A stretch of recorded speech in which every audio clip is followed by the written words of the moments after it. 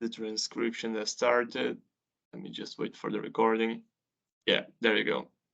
So, hi everyone. Thank you for joining. We have a very exciting meetup ahead of us. Uh, give us a warm welcome to what I like to call Avanade's Fantastic Four. Grace, Claire, Liz, Simon, thanks for joining. Our agenda for today, we already did the the introduction part. I will just very briefly cover some of the Power Platform news and announcements that we have from Microsoft's product group. Then I will hand over to this incredible team of individuals. They have a very interactive session planned ahead for us, so we're in for a treat. And then at the end, we'll have some time for Q&A and for everyone to give them the feedback from the session. So our team, you already know us. We are the original founders of the Meetup. Our channels, we have the Meetup channel where you can sign up so you can stay up to date to our latest sessions, our LinkedIn, our GitHub, which serves as a repository for the session slides and for any solution that the member of the community wants to make open source. And then, of course, the YouTube channel where you can catch up with old meetups that you might not be available to attend live, and then our WhatsApp channel where we have a very active community for brainstorming questions, anything. So it's an open conversation there. As well, a call for volunteers. If you want your company to sponsor one of our upcoming events, if you want to be a speaker in the next session or serve as a volunteer, hit us with an email. We are absolutely open to that as well. So covering the Power Platform news very briefly. From the Power App side, we have some cool stuff that was announced since the last meetup as well. The first one was runtime localization support for code components and custom pages and Canvas apps as well. So this was in line with the model-driven application behavior. Custom pages and standalone Canvas applications can now dynamically display themselves in the user preferred language as the demo is displaying. This not just enables all code components to align seamlessly with the host application language, but also provides some significant runtime performance optimizations.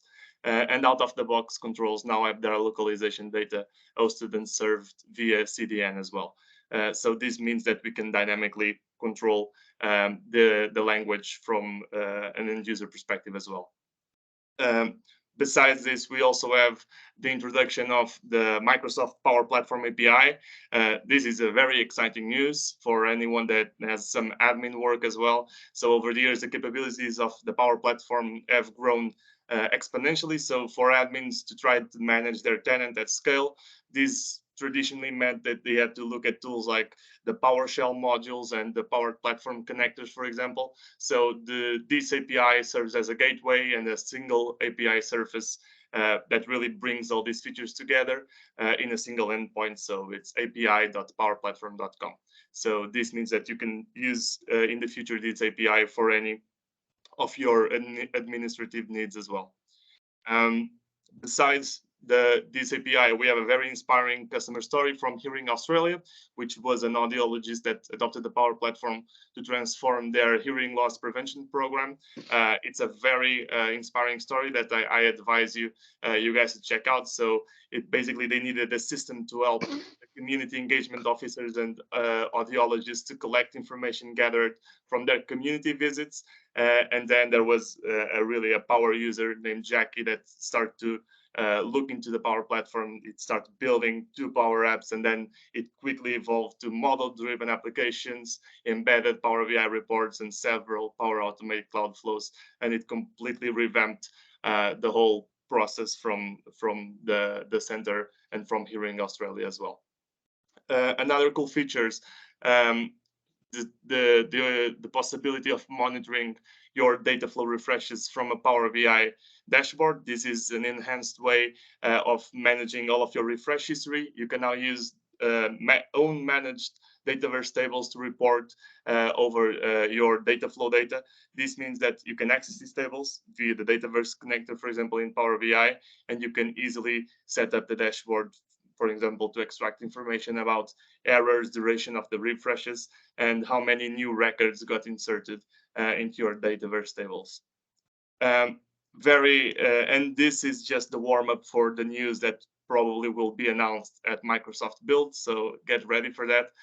We have a new Power Apps application where you will be able to run apps offline within a brand new application, which is fully integrated within the Windows operating system that supports the native Dataverse connector and native device capabilities like barcode scanner or camera controls. This application existed in the past, but it's completely revamped. So, and it's now in previews, and I know some customers were waiting as well for this functionality.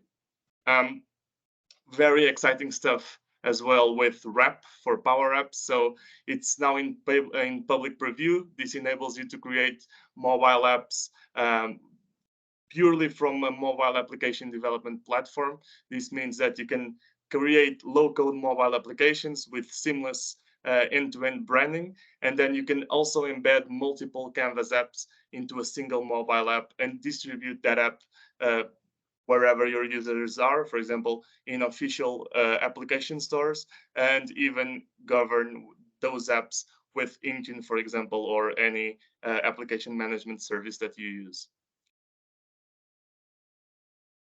This was actually one of a top requested feature as well. There's a new Power Automate pane within Power Apps. This brings the ability for you to add flows directly in the Canvas app editor, the same way you have other application resources like data or media components. And when you click the Power Automate button, a new pane appears, allowing you to see flows already included in your app or add existing flows as well. So two last announcements from the Power Automate side. There was an update for Power Automate for desktop. We already now have in the local tool templates where customers and users can get started easily and can start to create RPA automations in a more seamless manner. And there's also new technical functionalities like new actions, and the overall UI automation is also enhanced with recorder performance as well. Lastly, there's also a new Microsoft Mechanics walkthrough. If you guys don't know, there's a Microsoft Mechanics channel where they upload very useful walkthroughs of new functionalities, and this is a new one of achieving cloud scale with robotic process automation. They get started by automating data entry from Excel into a web form. Then they use AI Builder to process incoming requests. They also apply unattended mode automation and monitor execution runs in the Power Automate portal. And then they dynamically scale the RPA automations using the Azure Virtual Desktop Integration Starter Kit as well. So it's a very useful video for you guys to check out as well.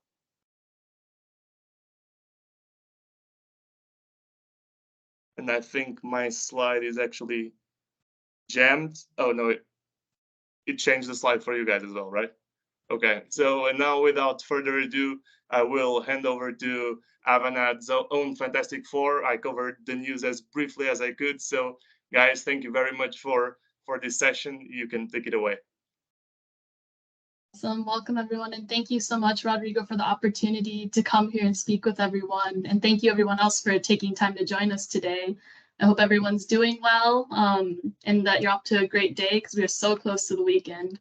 But we truly are excited to be here, and it's an honor. And for those who don't know me, I'm Liz Pham. I'm a Power Platform Solution Architect here at Avanade, and I help customers figure out how we can kickstart adoption through positive user experiences.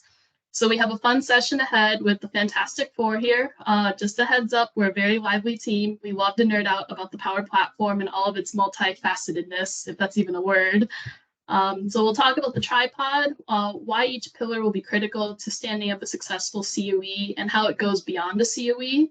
And we'll think of it as planting the seeds on how you build a thriving ecosystem. So really, how do we create a safe and secure space for makers where they can create and really flourish?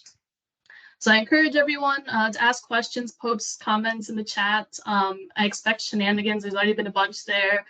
We know COE is a big topic, so have fun in there. And then we will have a portion of Q&A about 10-15 minutes at the end. So if you have questions there, you can ask them there as well. So let me get my screen up here. We'll jump into it. Okay, can everyone see?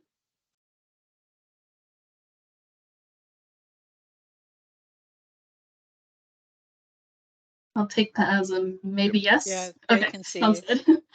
So Yeah. if I could get a drum roll, we'll be introducing the Fantastic Four here.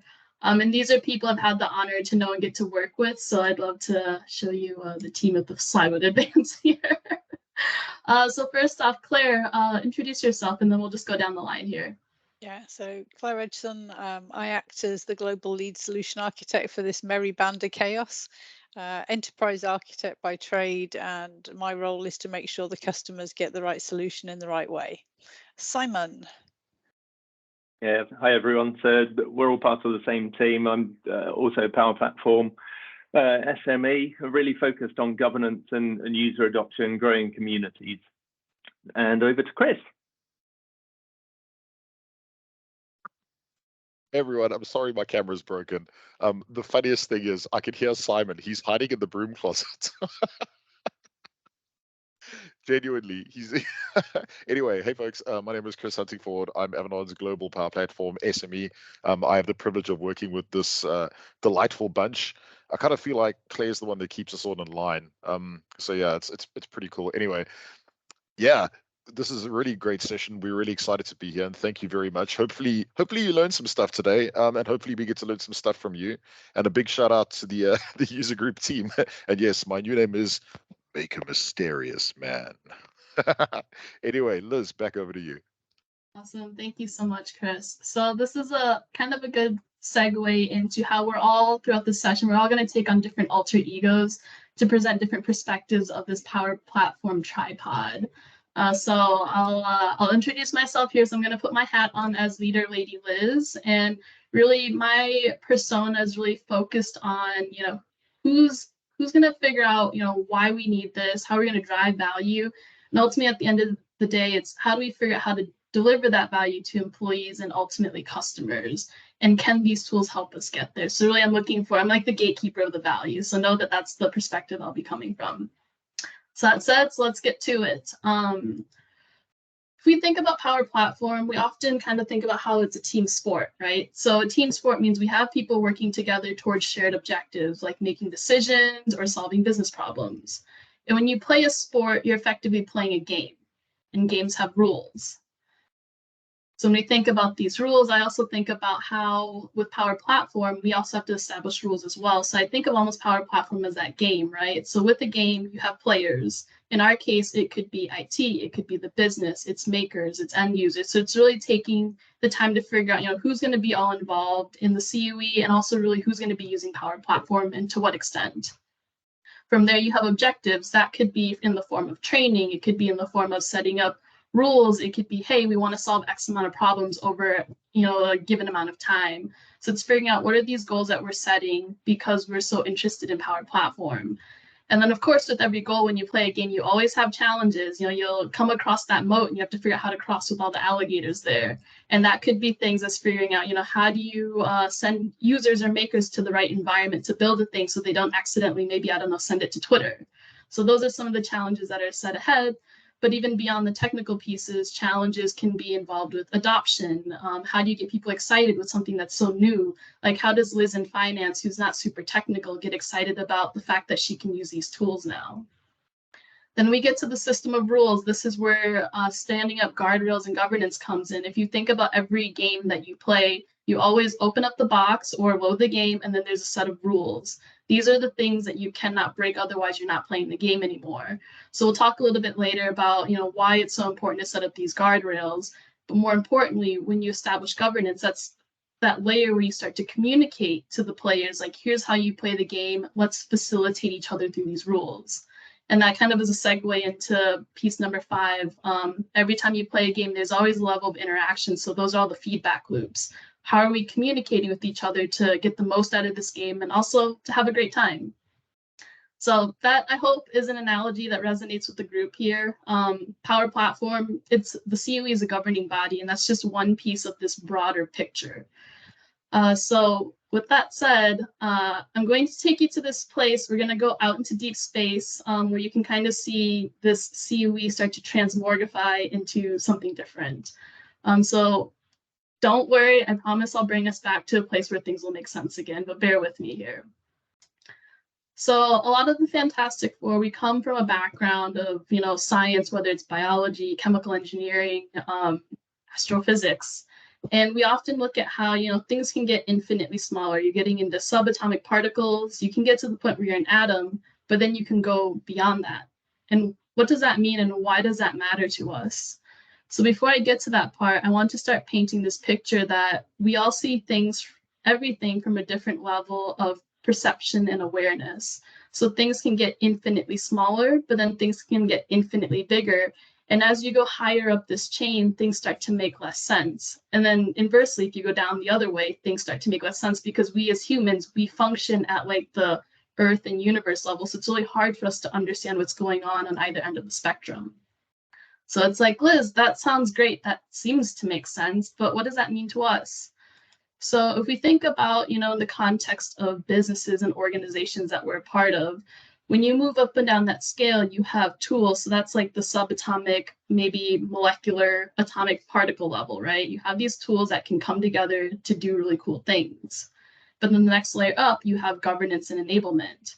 And from there, you're setting up rules for people to interact with each other to solve these problems and use the tools. Then you get to the business, then you get to the org, and then you get to the industry level. But by the time you get to like even the business, the organization, or the industry, they may not understand what the tools are. They just know that it can deliver value, but how it gets done, that might be completely mystifying to them. And likewise, down at the maker level, thinking about, how Power Platform can impact an industry, it's like, I see that that's possible, but I don't know what that may actually mean. I just want to solve this problem and, move on to the next one. So for us, that's how we're starting to look at this.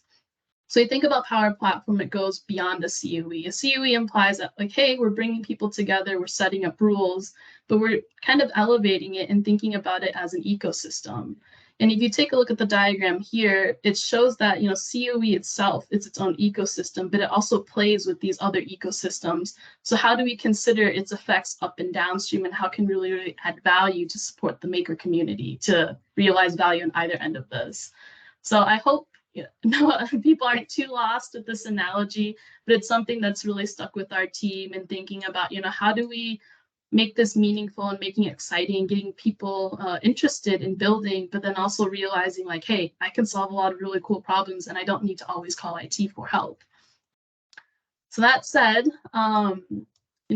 being like, leader lady Liz here, some of the things I'm always thinking about is, okay, so we want to invest into Power Platform, have these tools so we can solve problems. If the slide will progress, sorry.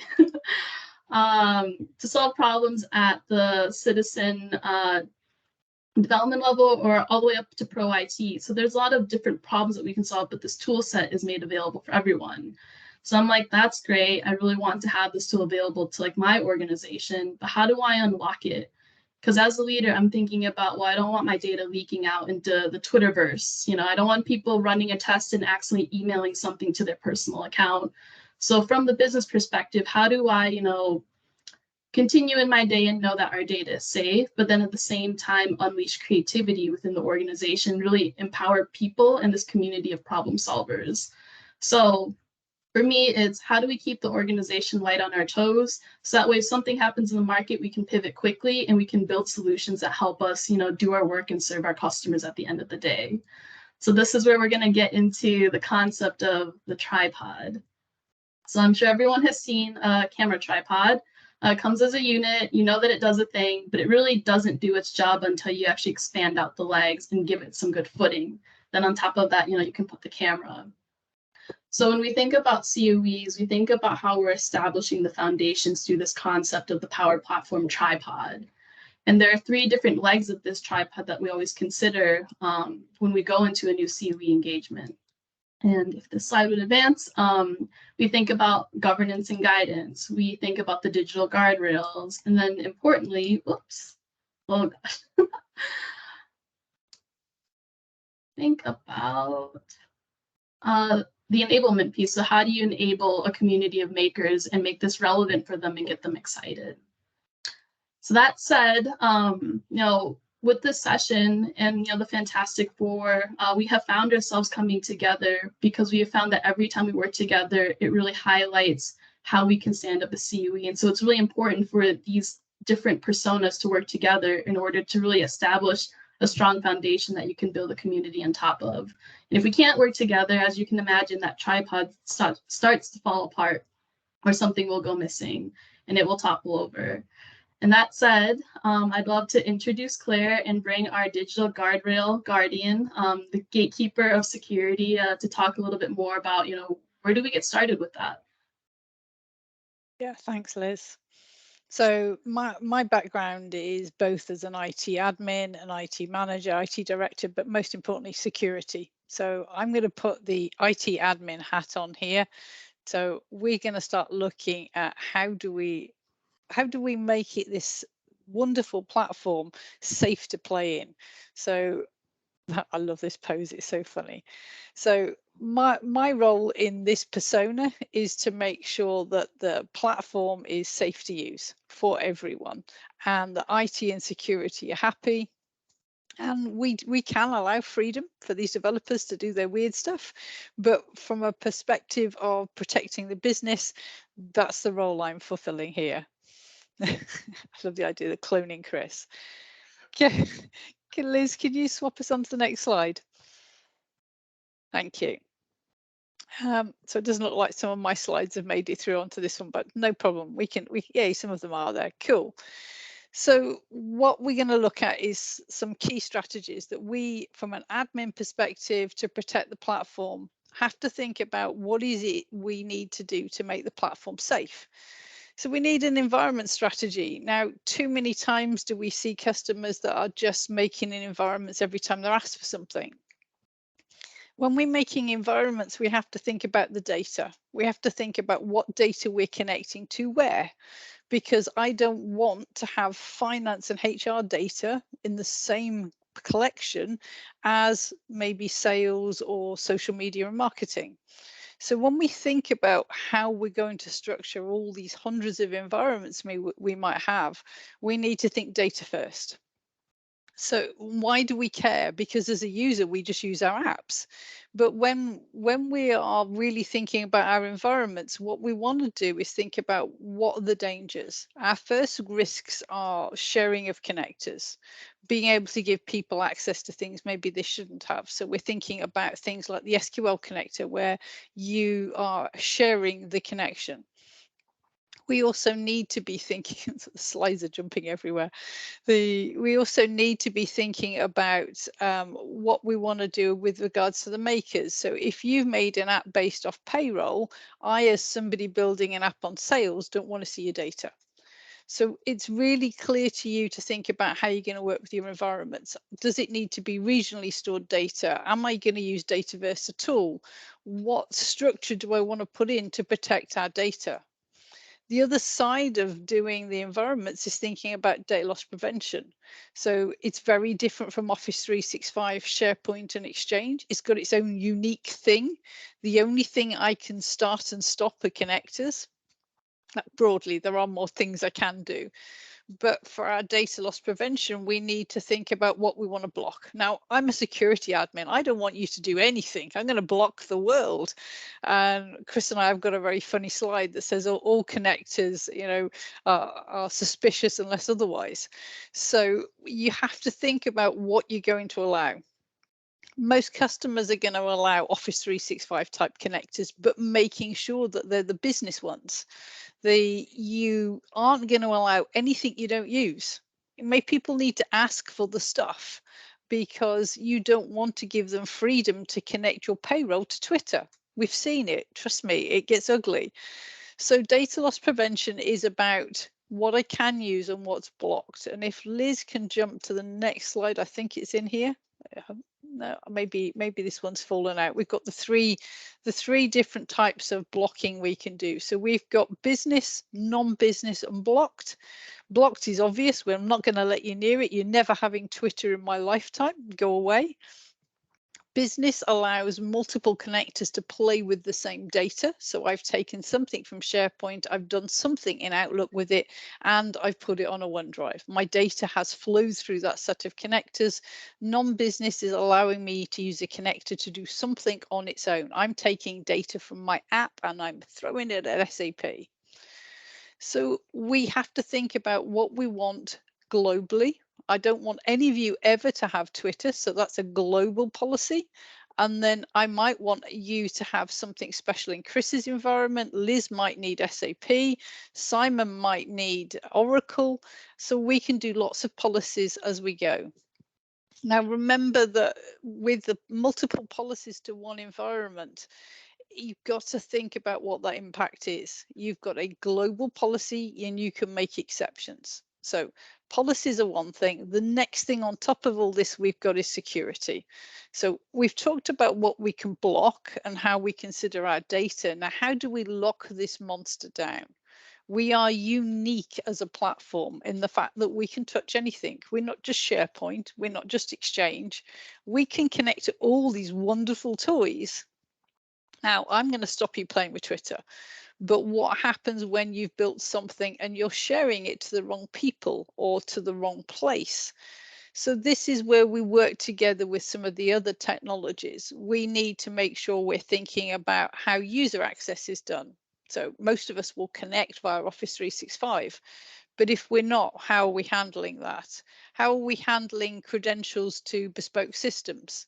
We need to think about how we're going to lock down the actual data that we collect. Are we collecting it in Dataverse? Are we collecting it in SharePoint, SQL? It's going back to the source system. Who can see that data? Is it going on premise? Is it going to a third-party tenant? You have to think of every step. We often hear data security by design. Our platform has to be security by design. Everything you think about what you want to do, you've got to think about, can another maker see this? Should they see it? Can they edit it? Is it using the right kind of connector? If I'm using a custom connector, is that API been checked to make sure it's got no naughty source code in it? There's lots of things we have to step through. And Liz, I think we had a slide in there where it showed the different levels of security. Could you find that one for me in the set as we go? Yeah, that's the one. So we start off with that conditional access. Are you even going to see me? Can you access my environment? Now, environments, I can lock you out using an AD group for the whole environment. I can share my app with you as a human or you as a group. Being able to decide that data. So I've let you see my app or my flow, but can you see my data? You may not be in a group that can read that data. And then we've got Dataverse itself with a whole host of security roles, which always causes problems for IT because they don't know what on earth we're talking about. And then we've got the ability to think about cross-tenant and inbound and outbound restrictions as well. There are so many steps to security. And those of you who are developers, you have to take a breath when you're designing your thing. You have to step back and think about, at every step, are you considering the security? Because at some point you're going to have to sit in front of a compliance team and explain what you've done, and how your data moves from A to B to C to D. And me being the guardian of all your security, I want to make sure you've considered every single step. And if you want to know any more of the security in detail, please reach out. Now, I'm going to stop boring you to death with the ghost of security, and I'm going to pass you back to Liz. Thank you so much, Claire. As you said, like implementing guardrails is super key to establishing the rules of the game, so that way the makers know what they can and cannot do, and if they need permission to something, they know where they can go to ask. But yeah, thank you so much for sharing all of that. Next up, we have Simon, who will be telling us a little bit about why guidance and governance is so important. So the way we want to think about this is all of the work that, the guardian of the guardrails has done. Now we need some way to communicate it to the end users and actually create processes around it to start to kind of enable it and making it a lot easier to understand for users, makers, and the business. So Simon, off to you. Thanks very much, Liz. Okay, folks, I'm going to tell you about the next stage of the story. Let me just minimize Liz. Although she's lovely, we don't want to get in the way of all this fantastic governance stuff. So we're going to talk about governance and guidance. So this is about processes, it's about technology, it's about people. And where I'm going to start is to say, well, what do we mean by governance and guidance? So governance is really about those rules. What are the things that we must follow, that we enforce, that are important to us, that keeps our people safe, our data safe, our organization safe? Guidance is kind of the information. It's around how do we do things? How do we want people to act? How do we want them to behave? What are kind of the rules of the game almost in how we interact with the platform? And this is a lot more people focused. So the way we start to build this up is to really put that thinking about protecting our people, data, and organization at the middle. We enforce and we set up the platform to employ those first set of rules on how we keep these things safe. Then we can establish processes around it. So these are the things that people have to follow and the steps that they have to go through. And lastly, we rely on the people doing the right thing. So we try and give them a safe and controlled environment of working and remove some of that overhead of them having to think about every single step. We try and keep them safe and on the right route. And that's where some of the kind of thinking about the experience of COE comes in. So we're trying to make things as frictionless as possible, that people can do the things that they're allowed to do. They can't do the things that we don't want them to do, but we've got a clear way for them to ask. So it's all about balance. And last night I was thinking about, what shall I use for balance? And the obvious one is always about bringing the balance in the force between good and evil. And depending on your viewpoint, you might choose that governance and guidance is good. You might choose that it's evil. Could go either way. But really, it's about trying to balance those two things. So putting the controls in place, but also allowing people and the organization to be empowered to innovate and deliver value and solve their business problems. And value is the piece in the middle. So if we think about how change in some of those things affects the value, if we go too heavy on the governance and guidance, well, then your value block is going to start slipping down. You're going to get less value because people are going to be less empowered. They're going to have less space to innovate and solve problems. They may get turned off from using the platform and go and do something else or solve the problem in a different way. But equally, we can't go too far the other way and just place all our emphasis on innovation and empowerment, because that's when we start to get into kind of riskier business areas about not following the right processes or exposing the wrong data to the wrong people. These things really need to be in balance for us to achieve the most value out of the platform. And what we mean by that is thinking about governance and guidance. It's got to be scalable. It's got to be standardized so that people know how to do it. As I said earlier, it's ideally got to be frictionless. People shouldn't have to keep butting up against issues and problems and having to fight their way to do things. And it should be guiding. We should be able to help people go through these processes, not make it feel like an overhead.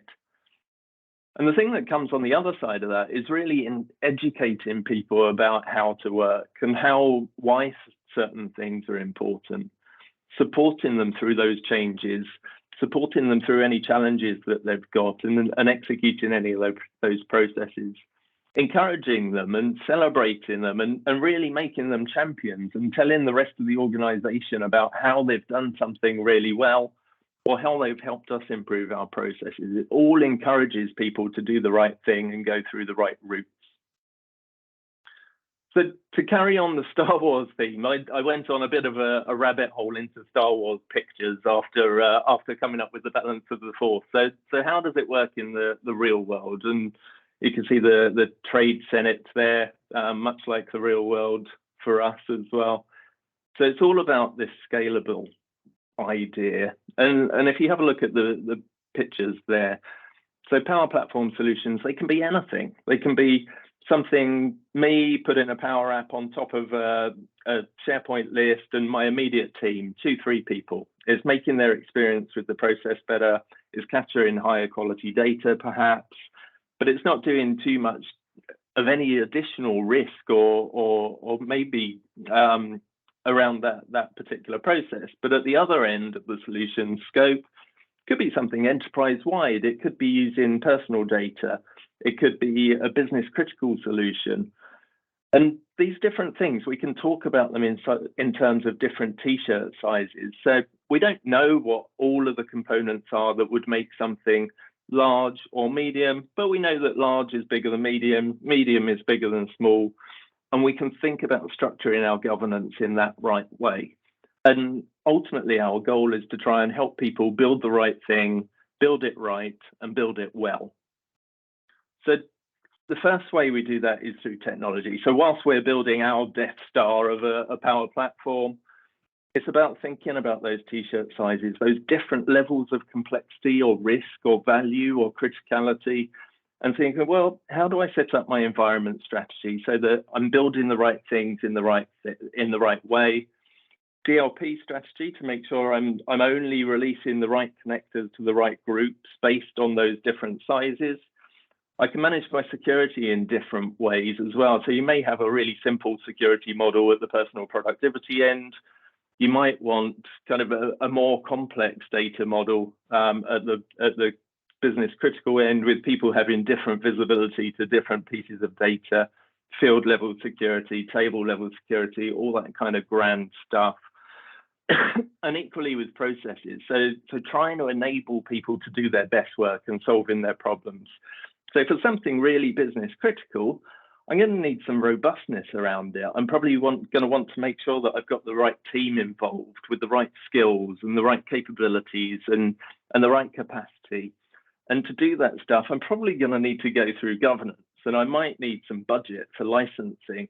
So it starts to kind of shape up that at that end of the spectrum, we need a bit more governance. At the other end, well, it's something that somebody could create on a SharePoint list already today. They're just making the experience better and more valuable and easier to interact with. So actually, I should be able to put some really light governance in there so that the business is sure that they're solving the right problem, but actually there's no technology overhead. If it's just for me and my immediate colleagues, there's no business criticality. I can really kind of reduce my thinking about the support model. I don't need to engage a help desk to support it. So by thinking about things in these different t-shirt sizes, we can configure the technology to help us do these things, configure the processes to help us do these things. Now, the other way we can use technology to help us do this stuff is by using the Microsoft COE Starter Kit tools. So using those tools to help us set the right vision and strategy, configuring the right processes and applications to help us govern in the right way, establish that right size governance, and using some of the nurture components to grow the community, to teach people the right things, to engage people in the right way, to help guide them to do the right things too. So just as a quick whiz through, this is quite an old diagram now, but it's a really nice one. And it shows a lot of the COE Starter Kit components. And you'll see in orange there, I've highlighted the ones which kind of link immediately to governance. So some of those are flows, some of them are Power Apps. There's innovation backlog to capture the right ideas and try and govern the right things to go through the right paths, cleanups, theming, all sorts there. But COE Starter Kit is a wealth of tools that we can help us to do this stuff.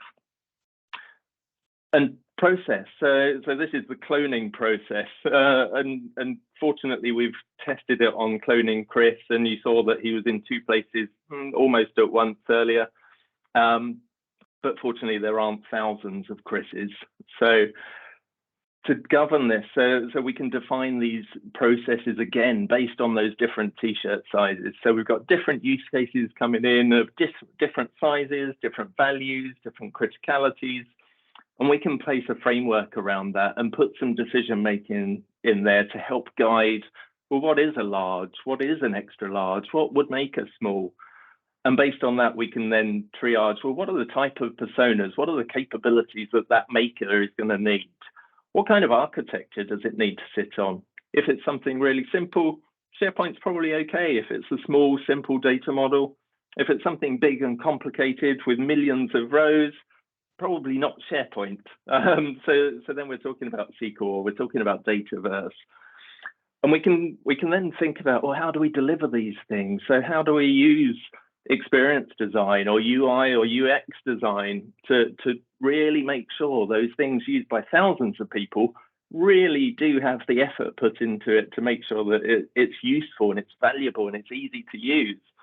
If it's just a flow that I'm creating for myself, maybe I don't need to consider those things quite as strongly.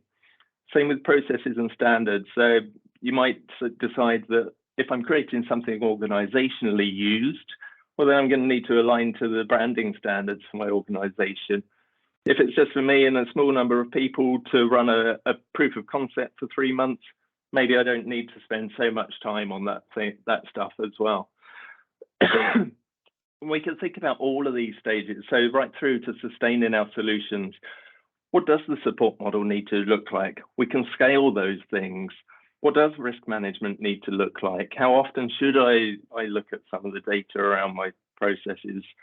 And we can scale all of these things based on the value, the perception, the size, and the criticality. And lastly, we're into the people element. So how do we help people do the right thing? So we've got training and coaching. We've all got to find our inner Yoda and prance around with Luke in the swamps.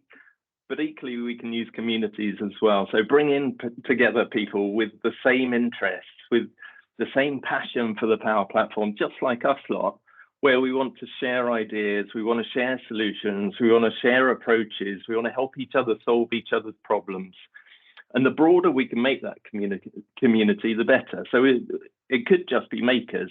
But actually, if we can start bringing those governance folks in, if we can bring architects in, if we can bring design folks in, it makes it an even richer community where we're all sharing our knowledge and guiding people to do the right thing. So I'm going to hand you back to Liz now, and she'll take you on to the next part of the story. Thank you so much, Simon, for taking us on an epic journey through the Star Wars. There was definitely some hilarious commentary going on in the chat. So feel free, everyone, to stop in there and check that out. But again, with what Simon has said, it's so important to think about, how governance and guardrails work together to really support the community. And it's things like, how do we find the right problem to solve? How do we maximize value? But at the end of the day, how are we solving problems for people? So it's like people solving problems for other people and helping each other out. So last up is Chris Huntingford. He will talk about the maker experience, what we need to do to enable the makers, and ultimately empower and cut loose people to solve problems. So Chris will take us on his journey and help us understand why we do this as a part of our COE tripod. Sweet. Thanks, Liz. Hoping you can hear me okay and you can see my screen. Claire is staring at me. I'm worried that I'm doing something wrong already. Anyway, yeah, that was cool. So just to recap real quick, right? So Claire's taken us through the guardrails piece. So that's like the piece that gets us to behave ourselves. So not like building weird things that we're not allowed to create, keeping within the line of the connectors and the data policies and the environment strategy. And Simon's taken you through a lot of the process focused pieces around governance and how to include people. So as a maker, as somebody that loves to build stuff, right? I'm going to talk to you a little bit about what maker enablement actually means. Now, a lot of people make the assumption that with the moment I say maker enablement, it means training, which is not correct, right? So I'm going to take you through some stuff. By the way, I'm sorry my camera doesn't work. I've tried to give you a number of separate random backgrounds. This is the one that got stuck with last, so this is the one we're going with. So as we mentioned before, the third leg of the tripod is enablement. Okay, now this can be kind of translated into multiple things. But some people say, hey, doesn't enablement mean you're going to train somebody to do something? Well, no, because enablement's a lot bigger than that. It's actually giving the people tools to do something. And it's not only for makers, but it's also for administrators. Okay. And that's really important, right? So the way that I kind of focus on enablement is really breathing life into the Power Platform. So maker enablement is really the oxygen for governance and guardrails. Without governance, without makers and without people building stuff, governance and guardrails are kind of pointless, right? Like if you don't have people using your platform, what's the point in having guardrails? But also something that's really important is you have to have the governance and the guardrails in order to allow people to make stuff. Okay, and that's really key. So they go hand in hand, and every sort of engagement that we engage on, Liz, Simon, and I, we always talk about the fact that they need to work together. It's super important. Okay, so I'm going to run you through some of the things that I kind of see maker enablement as. So the first thing is we break it out into three things. And the three things maker enablement gets broken out into is number one, makers, the people building stuff. Yeah. So the people kind of sitting there using the platform, putting those digital bricks together. By the way, I'm making a lot of random hand gestures, and I know you can't see it, but I can't talk without moving my hands. So anyway, the second thing is around platforms. Okay. So it's like the platform that you're building on. So if you think about it like Lego, okay, so the way I always explain it to people is I play a lot of Lego. I'm a super nerd, totally. I bet a lot of you play a lot of Lego as well. No one will judge you, okay? And because I play Lego, Lego is my platform, and I'm a maker. I build things. But then I also need the instructions on how to build things, the guidance and the education. I need to be shown how to create things. Now, what's pretty good, right, is if you think about Lego, you buy a box of Lego, which is your platform. You are the person that's building it. And your education is the user manual, the manual that says, hey, this is how we're going to build this thing. But also you get to step outside of the user manual. How many of you seen the movie Lego Movie? Yeah, hoping some of you have. Yeah. Rodrigo's putting up his hand. I knew you had. Miguel, I know you've seen it as well. Don't lie, buddy. Anyway, so in the Lego movie, they basically say, you can be a master builder. You can create stuff. You can follow the instructions, but you can also go ahead and build whatever you want. Okay. And I actually recently released a blog post talking about this, where like we don't build from the instructions anymore. We just make the coolest stuff we can find. And the Power Platform is very similar to that for people like me who make stuff, and all of you, actually. We don't need to follow the rules. We can color outside the lines and build whatever we'd like. Okay. And something pretty important that Simon brought up, and it's kind of like we planned this, but community is the most important thing in the Power Platform, right? And in the Power Platform community, what are you all doing on this call right now? You're part of a community, right? And thanks to Rodrigo and Miguel and the rest of the team for inviting us, right? You're part of a community. And that community is a community of makers, people that build stuff and work with the platform. And it's an absolute honor to be talking to all of you, because I've admired a lot of you from far on LinkedIn and social media. And it's really amazing to see that all of us come together with this common ground of wanting to create things. I said something to somebody the other day around Power Platform, and I really hope you remember this. And it's similar to Lego. Power Platform, when you purchase Power Platform, okay, and when you buy boxes of Lego, you purchase the joy of creation.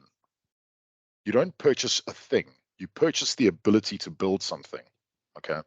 And a community of people, of like-minded people who love to build things, have got the exact same approach. All of us on this call like to create stuff, and that's why we're all here, and that's why we're all so excited to be here. We love building things. We love solving problems with technology. I'd love you to go into Bing and Bing the word business technologist. Okay. And a business technologist is somebody who doesn't care what the problem is. They will find a way to solve it, and hopefully using technology. And that's what all of us are, right? So community of like-minded people is one of the key things. One of the other things I wanted to point out on the slide is we call Power Platform a movement. It is not a technology. Andrew Borg raised something really interesting in the chat, and he spoke about kind of the design experience. And it's actually really important to understand things like this, right? There are so many facets to a maker movement. And in Avanade, we call ourselves makers. Okay. So the next thing is collaboration and communication within your maker movement. It is the most important thing. What is the most important thing in any relationship? Okay, not where your mind is going. It's collaboration and communication. It really is the most important thing. So when we start engaging in Power Platform, the goal here is to get people talking, to get people excited. Can I tell you how nerdy Liz, Claire, Simon, and I get? Like, Simon has got this thing where he just draws stuff. The dude is amazing. Like, if you could see what Simon drew every day, you would probably be in awe. And we just share like different things with one another. We're showing each other different cool things that we make up. Liz loves the way that life is built. She loves the fact that they're core building blocks of life. And she's a bit of a science nerd, right? And Liz will show you things and equate that to the Power Platform. Okay. Claire is an absolute tech geek. Claire actually worked on some of the most amazing things back in her time with the military. And when I first started to get to know Claire, she started explaining these things to me. We all have an aptitude to share things that we've done and built. We nerd out all the time showing each other silly apps that we've made. I'm going to tell you a funny story. When I was in Scotland some time back, I was running around a party showing somebody what I built as a UFO app. And it took pictures of UFOs and turned them into IFOs, identified flying objects. Let me tell you, it's the dumbest app I ever made, but I had such fun doing it. And I just wanted to show people. One of the other key things here is obviously training and enablement. Yeah. And the key thing around training and enablement is obviously to get people to learn. I don't know about you all, but I know this is a community, and one of my favorite things in the entire world is imparting information that I've learned and also learning new things, right? And I remember my time at Microsoft. I did a hackathon. I think it was with Miguel, right? Just correct me if I'm wrong, but yeah. And we were working together building out Power Platform solutions. Is that right, dude? It is it is you, yeah. I thought so. Indeed. Yes, and we built some really cool stuff together. And actually, I learned a lot from Miguel and team, and I was like trying to be the expert, and actually, I learned more than anything from them, right? And that's the whole thing. It's about enabling people and giving people the tools necessary to solve the problems. So important. Okay, so remember, community, collaboration, and enablement. Those three things are absolutely foundational. The next thing is the art of the possible. Okay. And in any maker enablement team and in any movement that you build, you have to get people stoked. You've got to get people excited. What can we do with this really cool stuff? And that's what I call the art of the possible. Now, remember, my friends, Power Platform is called Power Platform, not Power App Form. It's not only about apps. There's a lot of very cool things you can do in Power Platform with things like automation, AI Builder. People freak out about AI Builder. They think that the Terminators are going to bust through the clouds and start taking over, and the robots will destroy us all. But that's not the point. It's just this really cool tech that Microsoft have baked and snapped together like Lego bricks for us to use at any point that we'd like, you know. And I'd like to just say, every single time that I use the Power Platform, it's more than one thing. It's not ever just an app. Okay, it's always bigger than that. And that's the thing that I love. So showing the art of the possible and helping people bring ideas to the top. There were a few things that, you know, my friend Trisha, she's in the room next door to us. She was talking about many years ago about creating a school for Power Platform. And she did. Trisha Sinclair, you should go and Bing her. Actually, not Google, right? And Trisha built a school for the Power Platform. All she needed to do was to have some support. If you want to build an app or a flow or a big solution, you don't know how to do it. Guess what? You go back to your community and you get people to help you. One thing that I love about working with people like Claire and Simon and Liz is because we're all very different. It takes different types of people to do things. Claire is very technical, right? Claire will absolutely mop the floor with me from a technical perspective, and I learn so much. Liz is brilliant at design. Like, if you get Liz to design something, it's absolutely stunning, right?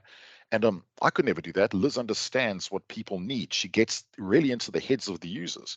And then Simon understands community building. He understands the way in which people collaborate and talk to one another. So together, it's really important for you to know that it doesn't take one. It never works with just one. It needs a team and a community of people to do this. And the best way to get the best results from the art of the possible is by using different brains. Okay. And Dora, I'm nearly done. The last thing is, when you're building out your Power Platform, people need to understand where to do things. Okay, where to go? Where do we go to get information? Where do we build? Where do we create? Where do we do stuff? Where do I get my box of Lego? And that is one of the key things. And Claire brought it up. You know, it all comes back down, roped into your technical strategy. How does your Power Platform environment look? How is it built? Right? Think about it like this. You can build any house you want. What are you going to do? How many rooms is it going to have? Right? How many baths is it going to have? How many big beds is it going to have? You get to design your entire Power Platform house from scratch. And isn't that exciting? You get to create whatever you want. And users just want to be part of that. And finally, reuse. Folks, I cannot explain this enough. The reuse of the tools in the Power Platform. If Claire makes something really kick-ass, I'm going to use that. If Liz designs me something that looks really cool. I mean, I don't know if any of you have ever seen an app that I've made. They are horrible looking. It's not because I have no talents. I just have no taste. And like, I want to reuse the things that people build. Like, that is really important. And that's part of your community. You build a collection of assets and things that people can reuse over and over again. And then finally, this needs to be a change of thought pattern. Okay, for a maker movement, we have to work at changing people's thoughts. Let me ask you, who of you in this room, who of you in this virtual room have used Microsoft Office? I bloody well hope all of you, because you're on Microsoft Teams. So yeah, you have. When you purchased Microsoft Office, you never purchased the ability to make one Excel document. You never purchased the ability to send one email. You purchased the ability to use a box of tools. Okay, you send thousands of emails, you make thousands of Teams calls, you make thousands of Excel documents. And that is the tools in the Power Platform, my friends. There are tools that allow you to solve business problems. It's a toolbox. When you buy a Power Platform license, you don't buy an app, you buy a collection of tools. Okay, always look at the outcome, don't look at the thing. And that's so key. So I thought what I would do is leave you with a couple of things, couple of little thoughts. Is that I have a very, very key process, and Liz, Simon, and Claire have heard me say this a million times, and I want to leave this with you. To make a successful maker movement and to enable your makers, you only have to do three things. The first thing is find your people, find your clan, right? You are my clan. All of you on this call are my clan. You're my people. I'm happy to be a part of it. The second thing is find your platform. Well, guess what, folks? We got our platform. That's the thing that we have in common. That's pretty cool, right? And the third thing is find your message. What do you want people to do? What do you want them to achieve? How do you want them to achieve it? You know, there was a famous dude called Henry Ford that said, if you keep doing what you always did, you will get what you always got. Yeah. And Claire and I, when we did a session some months ago, we translated that into the market for what you always did is totally different now. So if you keep doing what you always did, there's a chance you will get less of what you always got. And we just put that on the background with some pebbles because that makes it look a lot more emotional. So anyway, so to wrap up my little section, just very, very importantly for you to know, find your people, find your process. Find your people, find your platform, find your message, and put it on the background with some stones because that looks really kick-ass. So thank you for that, my friends. And I want to pass back to Liz, and then we'll open up for some Q&A.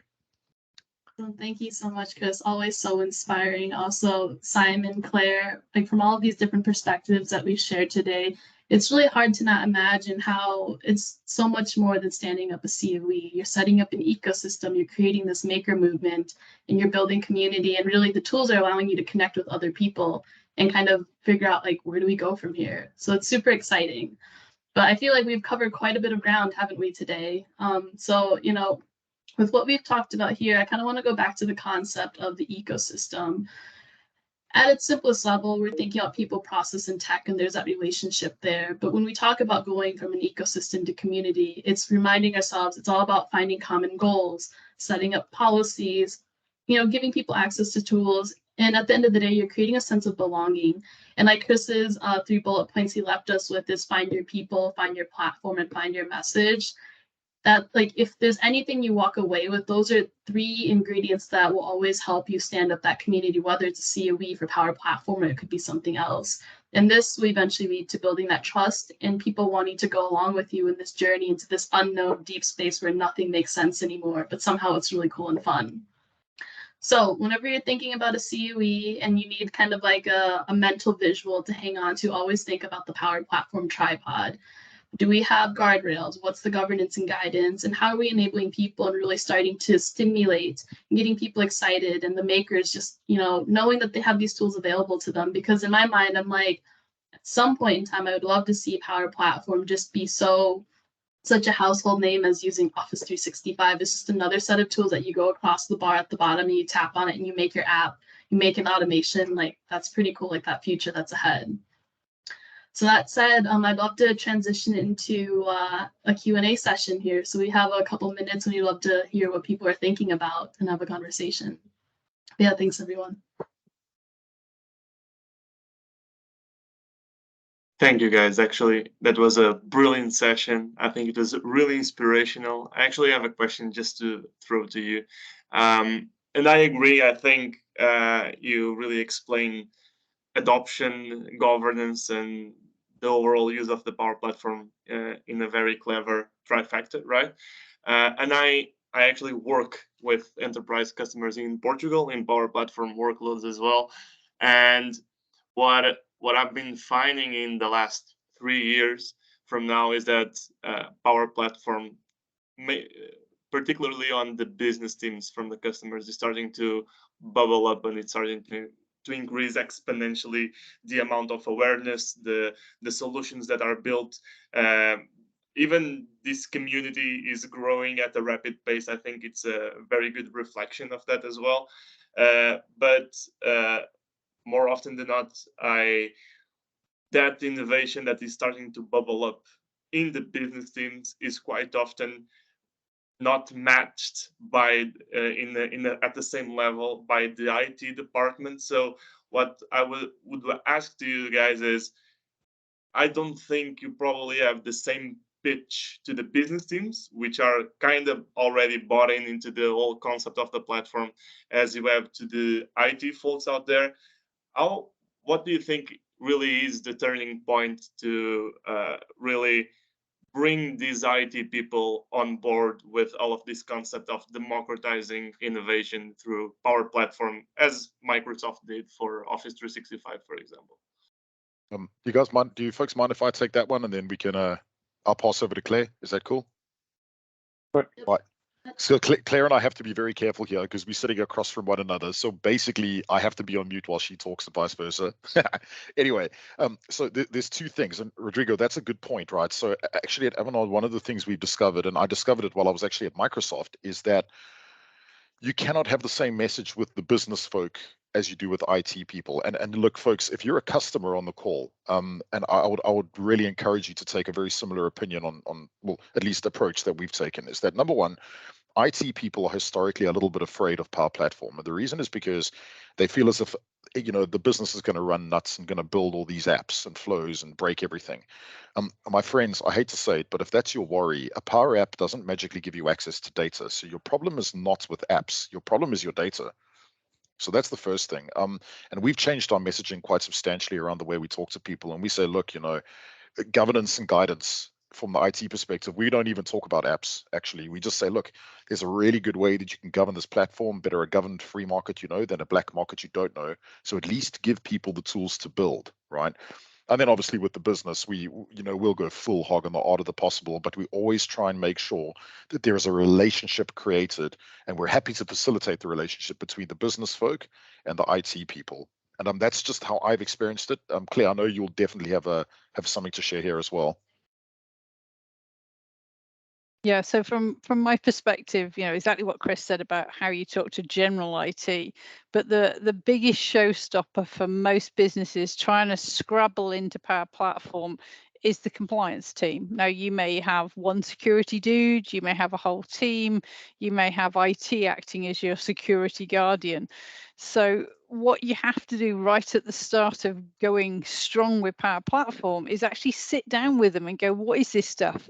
One of the key things I do is to sit with clients, not with Power Platform people, not with IT, but sit with the security team and go, okay, as a security person, I'm going to lift the lid on this GUI stuff for you. I'm going to show you what it actually is. It's not normal dev. It's not M365. It's this monstrosity that's a bit of both. And actually show security what it is, how we test it, what it is they're looking for. Otherwise, they just say no to everything. I've got a client that's not in Europe that have built over 2,000 apps, but never managed to get one live because the compliance team won't let them go. So we're now sitting and hugging the security team and speaking their language and actually teaching the Power Platform team to build compliance models. So this is a super easy thing. Fred made it in HR. Fred's looking after it. Fred's problem. It's something that's being used to external customers. Yeah, sure, as hell as security, I want to be in there. And where do they care? So that's the other side of this conversation. It's not just I'm selling the platform. You've got it whether you like it or not with Office 365. But what we need to do is educate IT and security as to what does this mean? Where does it stop? Is it part of Teams? Is it part of SharePoint? Is it part of Dynamics? Where does it sit for them in the business, and help them understand this new team that they need? Does that answer your question? Yeah, absolutely. Thank you very much. I can. Yeah, I was just gonna build on that a little bit. So the way that I've approached it is using those T-shirt sizes, and it's similar to the example Claire gave. With before this job, I was actually in the business. I was in an industry, and me and the Power Platform product owner had this very same conversation with the privacy, security, and compliance groups. And the way we did it was through role play. So we had me and Darlene, we had this scenario where she said, "Oh, Simon, I've got this demand tracker.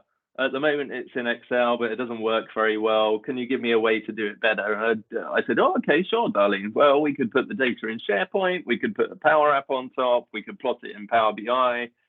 Easy." And we said, "Oh, okay, well, privacy guy, information security guy, what governance would we need to go through?" And he'd say, "Oh, well, you'd need to go through this, and you'd need to do that process and one of these assessments." And I said, "Oh, okay, well, that sounds like it's really complicated. We won't do that. Is there another way we could do it?" I said, "Yeah, we could just put it in SharePoint. We could extract the data and we could plot it in Excel.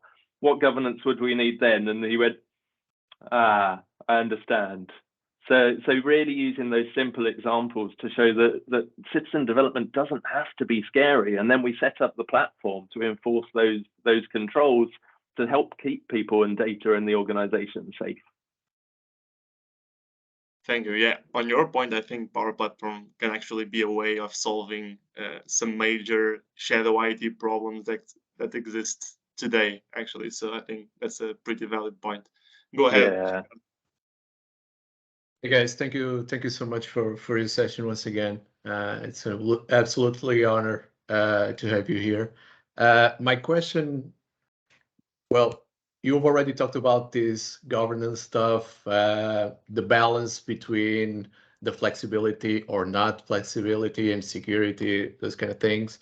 The question that I have for you is a strange one, because I had a client, or at least a lead for a client, that I had a discussion with, and he wanted to have some fixed fee project for installing the COE and then managing the COE. And I told him, well, I quite don't agree on that approach because I have to learn about your organization. I need to understand your development model. How do you want to have the different environments, the compliance with connectors, those kind of things.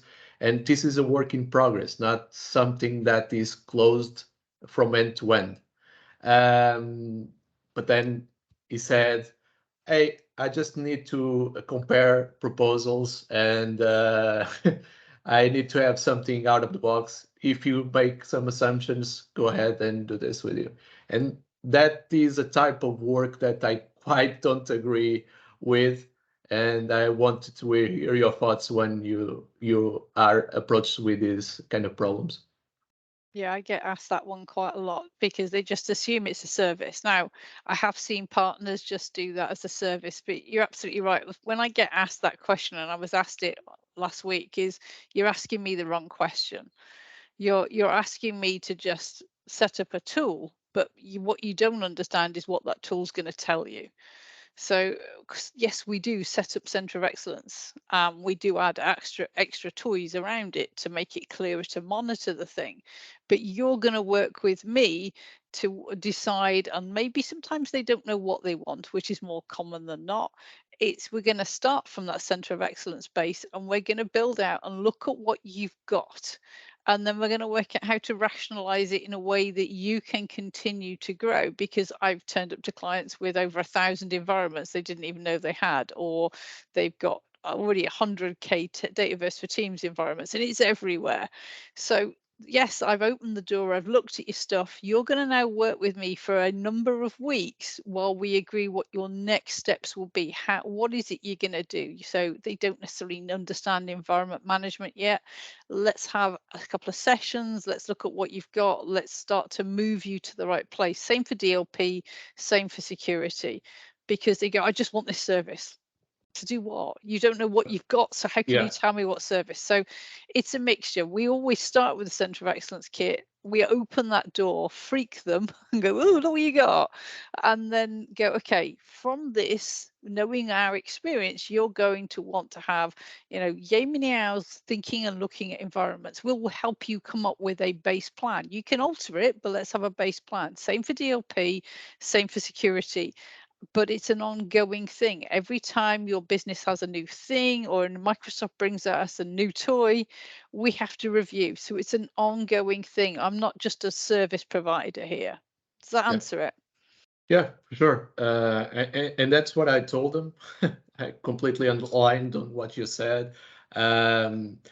Sometimes it's difficult because you have these kind of clients that have everything, that want to have everything, but don't know how.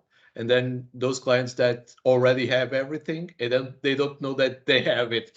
But yeah, in this case, was a difficult conversation because he was not aware of all the different spectrum of things that he wanted to manage.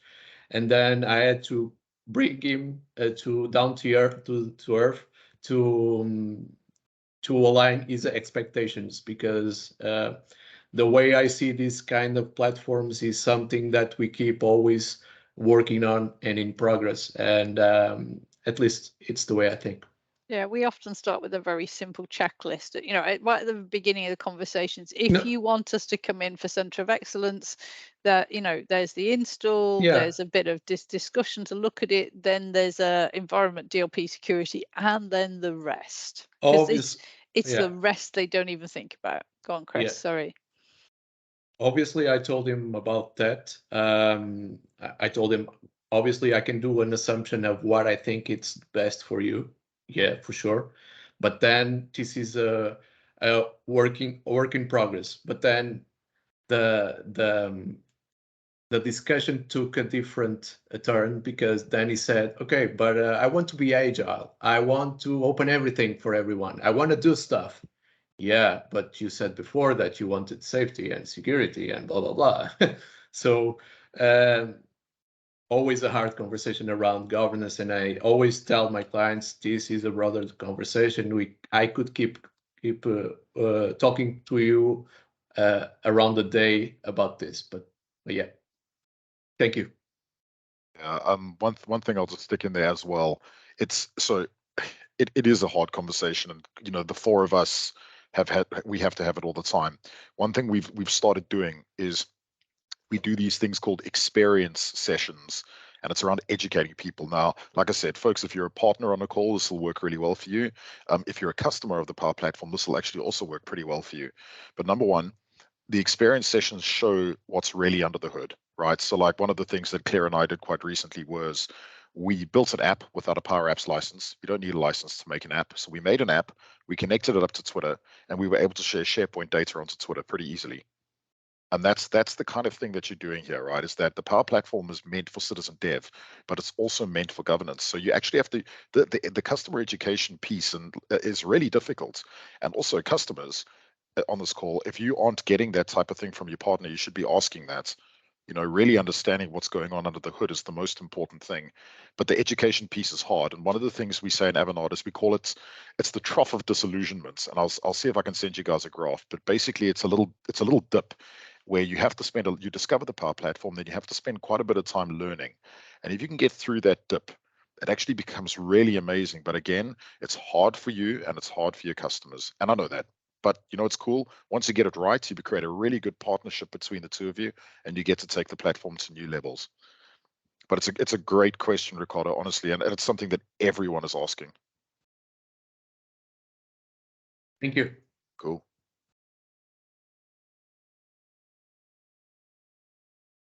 I can go next. Sorry. I'm in the same room as Rodrigo, so we have some feedback. So my question is, we have seen a lot of Power Platform users going to SharePoint or Dataverse for Teams instead of Dataverse.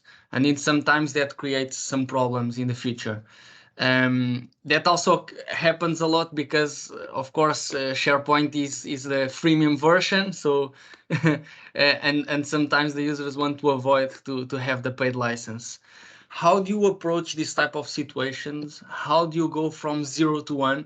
Because when I say 0 is 0 in terms of not having any license. So how do you approach the shift from having the freemium license, where I can use SharePoint, Dataverse for Teams, and so on, to have the paid license where you can use indeed the Dataverse and have the full functionality? Most clients are always going to want to start on the freemium We cannot version. hear you, Claire. Can you hear me now? Can anyone else hear me? Yep. Yes. Yeah, Yes. cool. Yes. So Yes. most clients want to start on freemium, and to be fair, a lot of what people build will stay on freemium because it doesn't need any more. But what you need to do is start to educate them on what's scalable, because people build on a SharePoint list and go, yeah, it's amazing, and then but it's not relational and it's not responsive and it won't scale to 10,000 people. So it's starting to educate them on what life looks like. Just as people started with Excel, I often compare it to either SharePoint or Excel and go, okay, if you're building that basic Excel and it's just you and me and we've got one tab, we're good. Now we've got, 500 formulas, 60 macros and 19 of us using it. How good is this? No, it's crap. So, let's move on to something that's better. So we would normally historically have gone to something with a database, exactly the same story.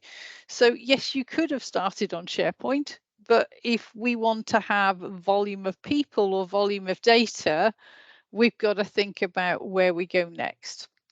So it's that conversation about what is it you're going to want this to do? What's the data? As Chris will always laugh, I'm always going, what data do you need? What data do they need to change? Where does it need to go next? Is there reports after it? Those of you who are report writers, you'll hiss and spit at a SharePoint list compared to a real database. So it could be anything. It could be go to Dataverse. It doesn't have to be Dataverse. It could be SQL. It could be Oracle. It could be SAP.